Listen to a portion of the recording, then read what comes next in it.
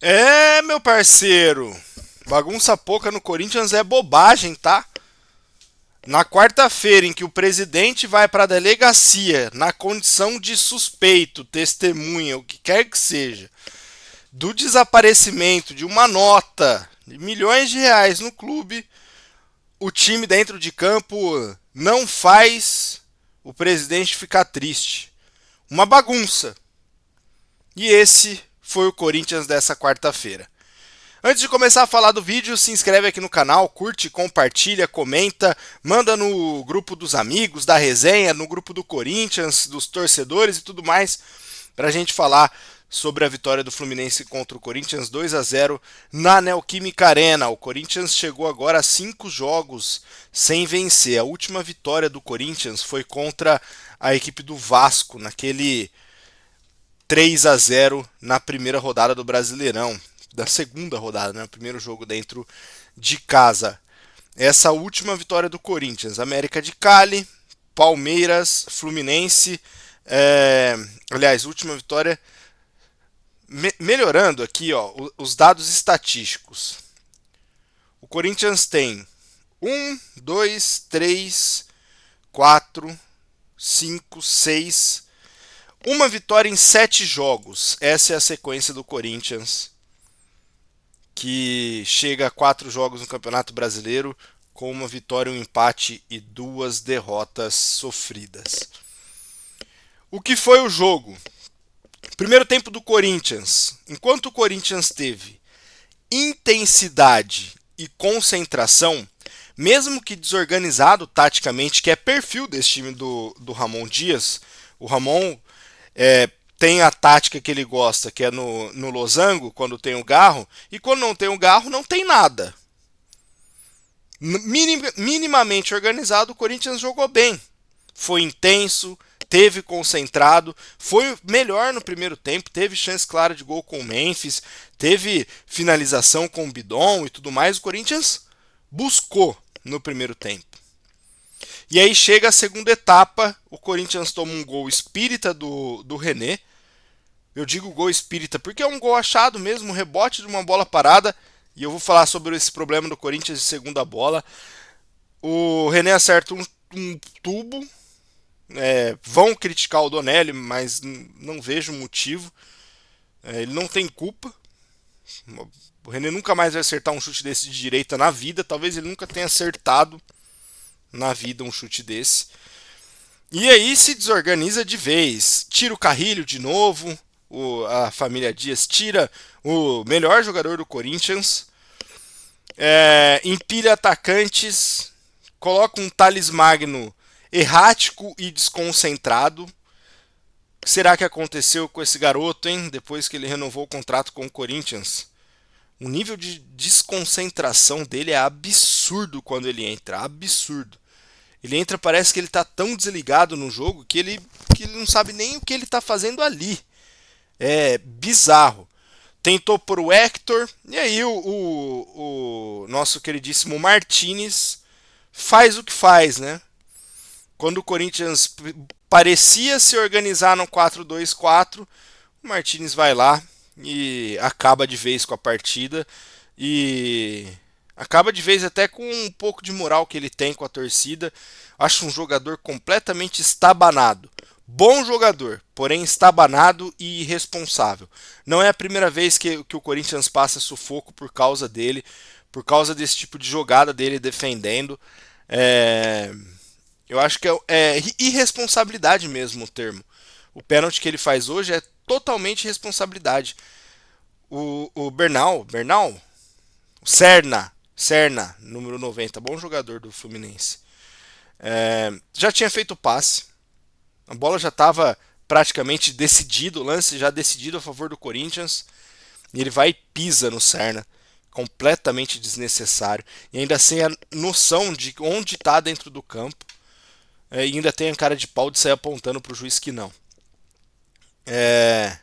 E aí desestabiliza de vez, a vaca vai pro brejo de vez, e aí tudo desanda, né? O Corinthians não consegue acertar passes, não consegue conectar o seu ataque, e é mais um time errático, Mais uma vez o Corinthians errático no ataque.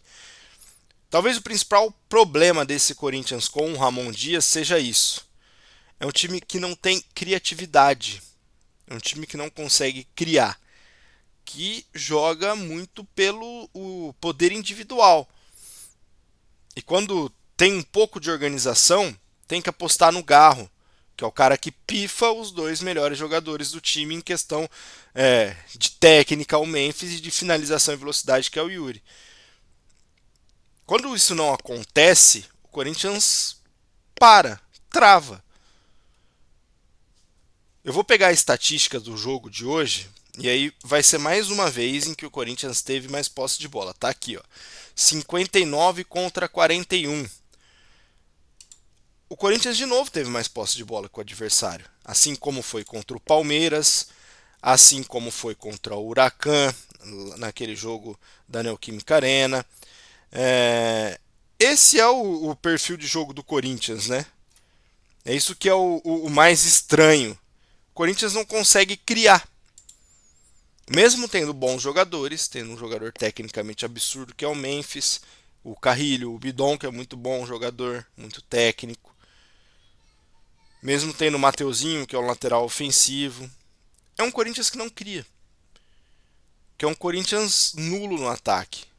Times que jogam contra o Corinthians bem montadinho defensivamente, e foi o Fluminense hoje, tendem a sair com pelo menos um resultado positivo. Porque não passa disso. Não passa disso. O jogo de aproximação que o Corinthians teve em 2024, esse ano, eu vi só contra o Vasco. Aquele jogo de toque de bola, de progressão ofensiva com toques rápidos, triangulando, só no jogo contra o Vasco.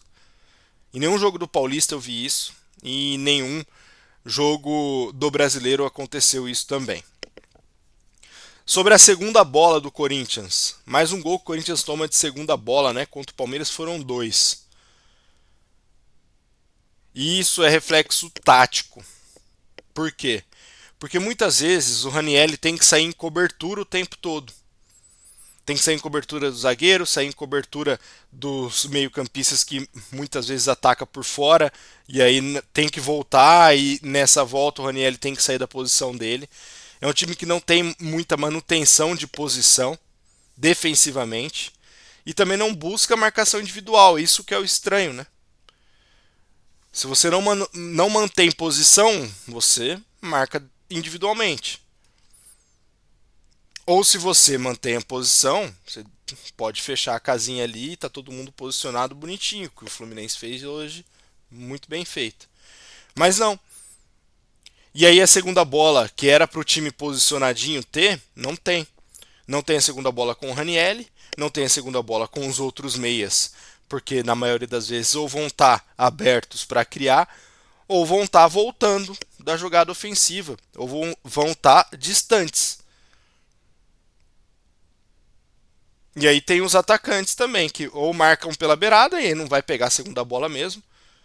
E o Yuri e o Memphis dificilmente vão estar ligados nessa bola, né?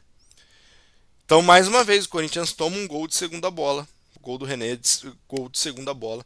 E segunda bola boa é o meu programa aqui no YouTube, tá? Toda segunda-feira. Já fica ligado. Enfim, a bagunça no Corinthians é tanta. Como eu disse no início do vídeo, hoje o Augusto Melo prestou esclarecimentos na delegacia de na delegacia que cobre crimes contra crimes financeiros e crimes de lavagem de dinheiro, enfim. A gente sabe que é na condição de testemunha barra suspeito, né? Se diz que algumas fontes, alguns veículos de comunicação já informaram isso, que ele provavelmente será indiciado por lavagem de dinheiro e formação de quadrilha, em que a vítima é o Corinthians. Vocês estão entendendo o tamanho do buraco que esse clube está? E que muitas vezes é blindado pelo campo. as diversas sacanagens que acontecem fora dele? Hoje saiu uma outra notícia de que os Gaviões da Fiel devem dinheiro ao Corinthians. Porque tem acordos de ingresso, ingressos cedidos e tal. E eu sei que todo clube de futebol tem isso. E era óbvio que no Corinthians ia ter. Óbvio. E aí talvez esteja a explicação dos Gaviões serem tão pouco combativos contra essa diretoria. Talvez seja a diretoria do Corinthians que a Gaviões da Fiel esteve menos no pé em toda a história. Até os Gaviões da Fiel a gente precisa parar para repensar. Que tem um de seus cantos mais bonitos que contra todo ditador que no timão quiser mandar. Que tem dentro da sua fundação origem que ia contra a ditadura. Que muitas vezes foi voz dos jogadores durante a democracia corintiana da década de 80, período de ditadura militar no Brasil. Sócrates, Casagrande, Vladimir eram basicamente os gaviões dentro de campo. E essa é a diretoria da Gaviões que menos é combativa contra o Augusto Melo. Essa é a diretoria do Corinthians que tem mais apoio dos torcedores organizados. E, consequentemente, essa é a diretoria do Corinthians que em nenhum momento toca no fiel torcedor. Porque muito provavelmente é do fiel torcedor que sai desvio de ingresso para cambista, sai esses ingressos cedidos ao torcedor organizado. Deixando claro que eu não estou fazendo uma crítica direto às torcidas organizadas, e eu acho que elas têm um papel fundamental para o futebol brasileiro. Deixando claro isso aqui, tá? Mas que no mínimo a gente precisa repensar algumas coisas e olhar de fora para o que está acontecendo com o Corinthians administrativamente. A gente precisa. Dentro de campo é isso. Ramon pressionado, já pode dizer que o Ramon não fica. Se não ganhar do Sport, cai. E esperar para ver quem o Corinthians vai atrás, quem que essa diretoria vai atrás, torcer para que o Fabinho tenha autonomia para tomar a frente. Porque se for depender de Augusto Melo, de Pedro não sei o que da XP, esses caras que têm cargos diretivos no Corinthians, pode abandonar a missão. Não vai para lugar nenhum. E que não abra o olho, tá? Já foram 4. Já já passa metade do campeonato, 1/3 do campeonato. Com 10 jogos já faz 1/4. E o Corinthians vai estar lá embaixo brigando. Que não abra o olho. Aliás, o Corinthians que não abra o olho, né? Porque senão já já vai estar brigando para não cair de novo.